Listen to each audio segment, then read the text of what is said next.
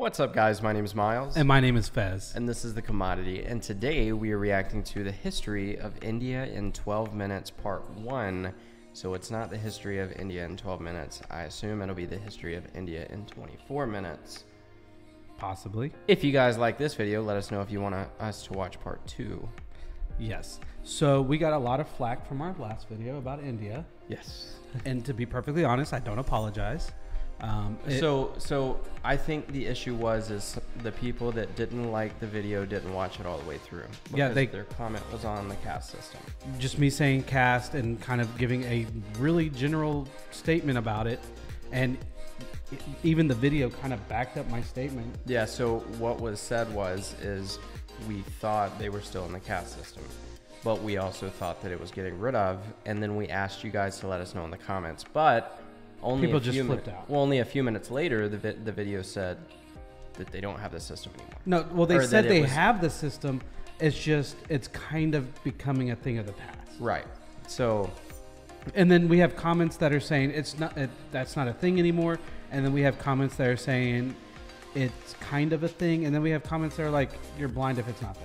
Yeah. So I don't, the reason why we do this is because we want to learn about these different countries, and in America, the only things that we're taught about other countries is history. Yeah. And it's little to none on that unless it has something to do with the United States. Yeah. So, which I've heard the same story from, so I watch British reactions and stuff like that, and he's like, a lot of it's military based, and they're like, so in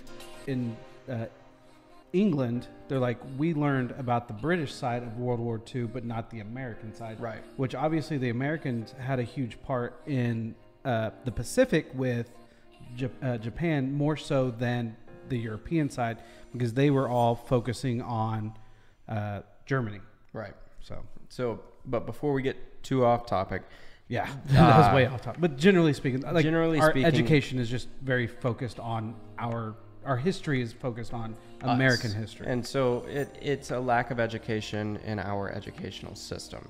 It's nothing to do with us obviously we could do the research, but that's what we do this for, is because we want you guys to communicate with us in the comments, preferably not hate-filled. Not in a hateful way. Like, I almost was like, we're never going to do in fact, I was 100%, we're not going to do any more Indian videos. Yeah. Because I was like, I don't do this just to be bashed on. Right. Like, there's always those comments, but I would say it's the minor, the minimum. But the Indian video is very, kind of hateful. Very hateful. And we really just want to learn about these different cultures. So, yeah. Hopefully this video teaches us a little bit, and you guys stand by our side and help us learn. Yeah. Teach us. Yeah. Don't beat us down just because we don't know something. Let's hop in. All right. Special thanks to the history of India is filled with incredible stories of thriving civilizations, religions, and cultures. Dating all the way back to the Paleolithic age, India's civilization is one of the oldest that we know and has played a part on the world stage for centuries, and even still today. While it is impossible to truly capture all of India's history in one video, it still serves as a worthy topic to delve into. Evidence of cave paintings and stone tools have revealed that the first signs of human activity in India can be traced back to somewhere between 400,000 and 200,000 BC. Wow. Details concerning the civilizations inhabiting the region back that long ago do not exist, but we do know that one of the first sophisticated societies to walk the lands of India was the Harappan people, who likely existed throughout the first few thousand years BC.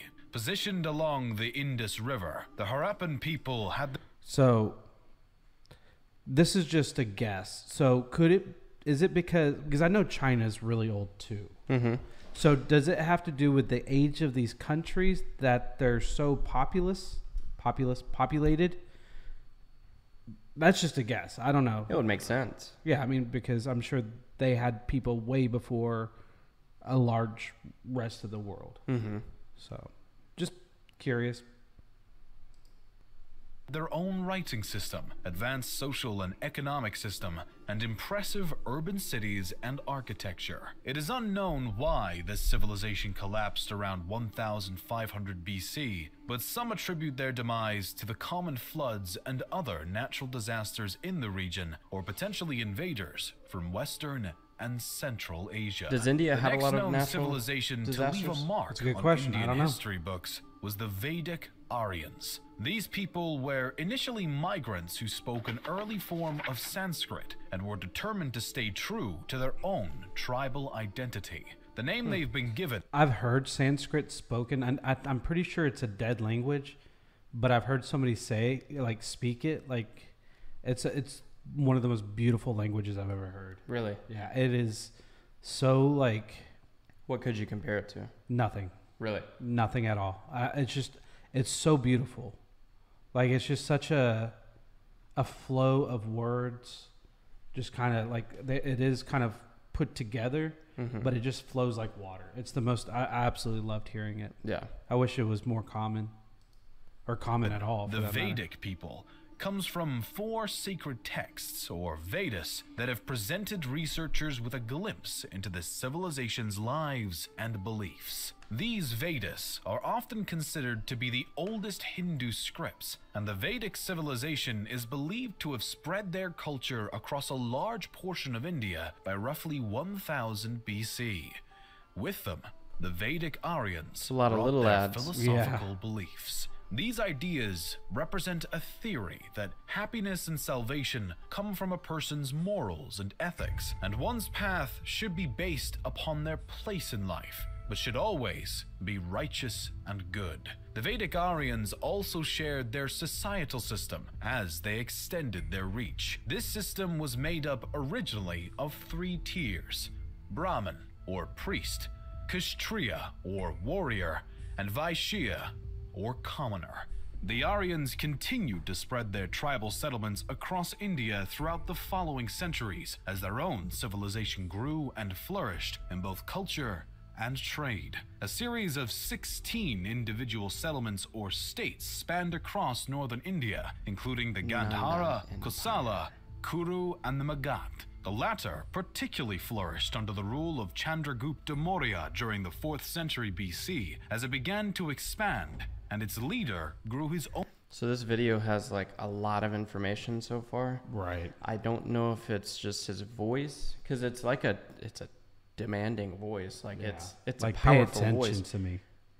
But I don't know. I feel like I'm in school. it is a very very educational, like something that they would actually pay for like a middle school type situation. Yeah, I agree. It's not bad though. And worked to form the Mauryan Empire, which is believed to be the first Indian imperial power. The Mauryan Empire established its capital in Pataliputra, near modern-day big part Patna, of and the constructed country. extraordinary temples, libraries, palaces, and even a university. The empire's trade success was impressive, and it maintained a remarkable governmental system and strong army. By the time of the 3rd emperor, the grandson of Chandragupta, a stance of non-violence was taken after a bloody struggle against the kingdom of Kalinga due to the emperor's new Buddhist beliefs. Siddhartha Gautama, the Buddha, had been born in So how did that work out? Like, I feel like he skimmed over a major part of that because he was like a hard-fought battle, but the beliefs were Buddhist, so he didn't believe in I guess war or bloodshed that's unwarranted, I guess. Because I think everybody has the right to protect themselves if they're being attacked or whatever. Of course. But it seems like, based off of the way he said it, is that he wouldn't go to war just for like property or land or something like that. But all of a sudden the map just like got engulfed Huge. by the gold color. So it's like, were people like in on it and were like, I like this idea, so let's join? Or was it land that wasn't claimed, or whatever the case may be, and they just kind of took over? I feel like it glossed over such a large area, like part of it. But then they also said that they had a very bloody war against the other property or land or country or however you want to say it. I don't know if that was still considered a country of its own or if it's just a tribe. Yeah. But let me know down in the comments. I just feel like maybe I missed it or maybe it just they glossed over it. Yeah. Because they're going over a lot of history in 12 minutes. Oh, yeah. Because, I mean, we started all the way back when my mom was the only person alive. She would shoot me if she heard me say that. 560 BC, and by the reign of Emperor Ashoka, the religious system he had founded was becoming more and more prevalent throughout India. Potentially due to their unwillingness to participate in conflict, though, the Mauryan Empire eventually dissolved in the 2nd century BC after the last line of the Maurya line, Brihadratha, was Did that not just like completely get rid of that other? It did. It didn't even show the other country It's anymore. like, what just happened? It just disappeared. I'm so lost. Well, I'm not lost. I kind of keeping up, but at the same time, it's just like I mean, that pretty much showed like it's gone now. yeah, but they gave didn't up. explain it. They gave in, but they don't explain. Yeah, exactly. And again, 12 minutes. Yeah. A lot of information. murdered by his commander-in-chief, who would later found the Shunga dynasty in 185 BC. Despite the fact that Brihadratha's assassin Pushyamitra was rumored to have persecuted Buddhists, it appeared that Buddhism faced no decline concurrent with his rise to power. During Pushyamitra's reign, his kingdom maintained authority over a series of provinces as he stood his ground against other powers attempting to expand their territory towards his own. After the monarch's death, though, his dynasty seemed to have fallen in terms of importance. The dynasty is not known to have done anything notably relevant, and their control was short-lived. A variety of settlements and invading powers controlled India at this time, one being the Kushana kingdom, known for their significant trade involvement with Chinese, Persian, and Roman empires along the Silk Road. One Kushana ruler, Kanishka, in the 1st century AD, also converted to Buddhism and helps to further the religion throughout the region. In 75 AD, the Kushana kingdom marked a new era, the Shaka era. A bit of distance from the Kushanas in the south, a handful of other powers rose, fell, and fought for supremacy amongst each other. The kingdoms of Satavahana, Chera, Chola, and Pandya were some of the major authorities in the south during this time and through the classical age. One at the bottom? The Gupta Empire became the face of northern India during the classical age, and the majority of the region was united under their authority during what is often described as northern India's golden age. The reign of the Gupta Empire is regarded as a time of law and order, as well as cultural flourishing. The rulers of the empire were no strangers to military expedition, but aims to expand their territory through peaceful means, such as martial alliances, no less than through military action. Though the Gupta Empire had extensive success over centuries, they eventually reached a point of decline between the 5th and 6th centuries as invading Huns from Central Asia began to annex and take over the formerly dominant empire's land. As the religions of Buddhism and what later became Hinduism thrived, local and trespassing authorities continued to fight for territory and dominion over the following centuries. The next major shakeup of the Indian civilization came with the arrival of Islam. So there seems to be a lot going on. I mean, to be fair, we've covered a lot of time. Well, yeah, right now we're in like the 7th century, I think. Yeah, AD. Yeah. Because we started well into BC. Yeah. So this is pretty crazy. I had no clue. I mean, I kind of did have an idea that this was kind of going on. But I didn't know, obviously, the specific people, the names and all that kind of stuff. Right. And how many it was. Yeah, because there's quite a few. Yeah. Yeah, I mean, they went through a lot of transitions just up until this point. Yeah. So I feel like I'm not going to remember half of this. We're going to have to rewatch it. Yeah, for sure. Invaders began to send missions to India the century after the death of the Prophet Muhammad. Came with the arrival of Islam. Muslim invaders began to send missions to India the century after the death of the Prophet Muhammad. A series of Muslim sultans began to lead expeditions into India, claiming places such as Sindh, Multan, and Somnath. These incursions brought the defeat of native kingdoms and the destruction of Hindu temples along the way. The Rajputs stood as one of the most determined defenders against Sultan invaders, but they were ultimately defeated in 1192 by Muhammad Ghori and his forces. As Islam began to work its way into India, other previously principal religions, such as Buddhism, began to decline. By the start of the 13th century, the era... So is that the Buddhist logo? Is that like their moniker, whatever you want to call it? The little spinning, looks like a pirate ship wheel? Yeah, I don't know. I've never seen it before. Neither have I. And to be perfectly honest, I don't think I know a single Buddhist person. So Yeah. Of the Delhi Sultanate's dominion arose. The first dynasty within the Delhi Sultanate was founded by Qutb-ud-Din Aibak. The slave dynasty controlled the Sultanate until around 1290, when the Khilji dynasty took over, first by the hand I of love that word, Jalal-ud-Din dynasty. Khilji.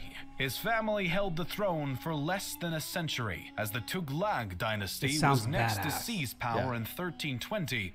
The Tughlaq dynasty technically retained power until 1412, but matters were complicated by the incursion led by Timur in 1398 into Delhi. As the Tughlaq dynasty weakened, the Sayyid dynasty replaced them, starting in 1414. The Sayyids lasted They for became so roughly tiny. 37 years, but the last ruler's reign was stained by rebellion and discord as the dynasty fell from grace. Yet another dynastic authority took the open throne, this time being the Lodi dynasty. The new dynasty lasted until the death of the then current ruler, Ibrahim Khan Lodi, who was killed in battle at Panipat by the army of Kabul's leader Babur in 1526. Ibrahim's death brought about the final end of the Delhi Sultanate as a whole.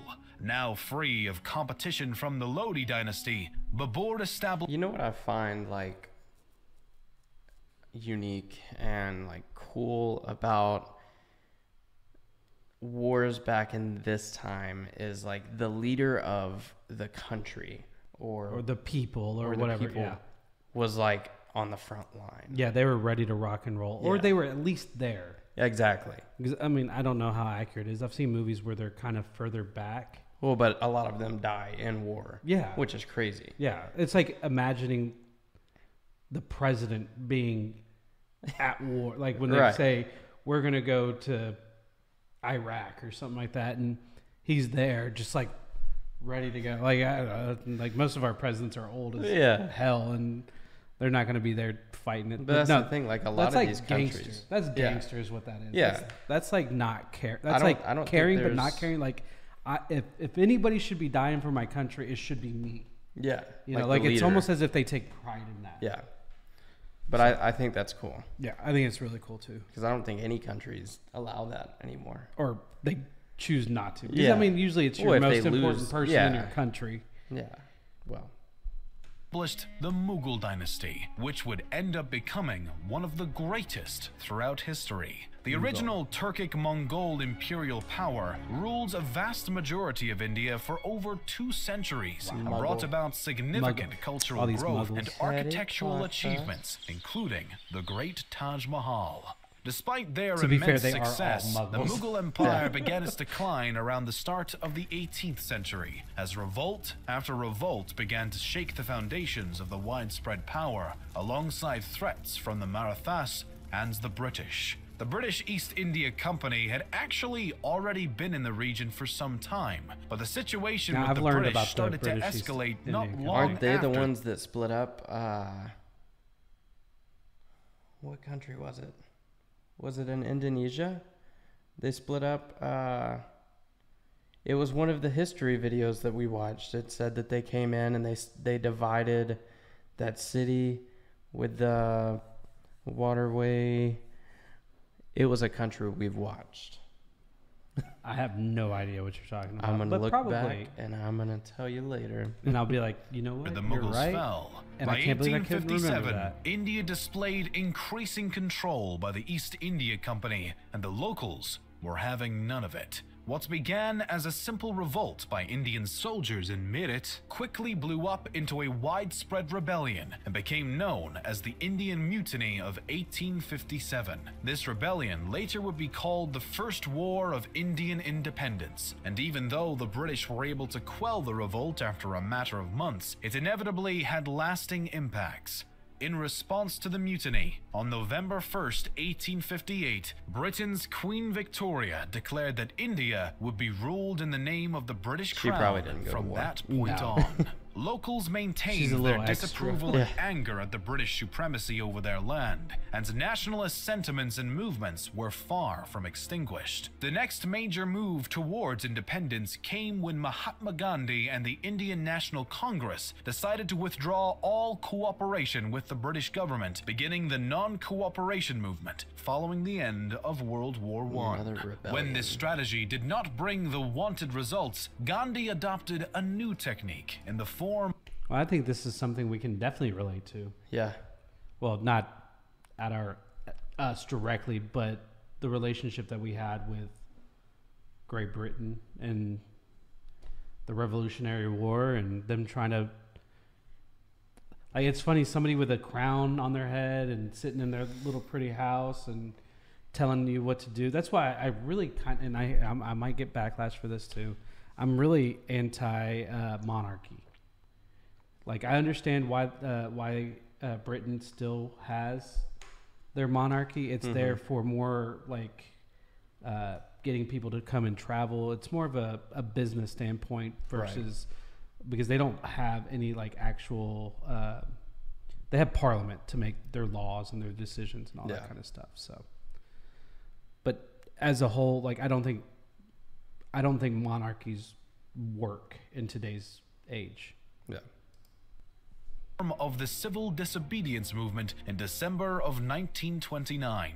Essentially, the movement was made up of the declaration of Indian Independence Day that would be celebrated on January 16th, and complete disobedience of any orders by the British government. Again, Gandhi's strategy failed, and this time he was even arrested, while many other rebels were murdered. Still, the British were eventually pushed into the Round Table conferences beginning in November of 1930, the second of which Gandhi attended. The conferences marked another failure, and civil disobedience reignited. Gandhi's next attempt, the Quit India movement, again made no drastic progress. World War II brought about new issues as India was forced into war by the British, but at the conflict's conclusion, a new Labour Party came into power in India and showed sympathy towards the fight for independence. Finally, as August 14th turned to 15th in 1947, India became an independent nation.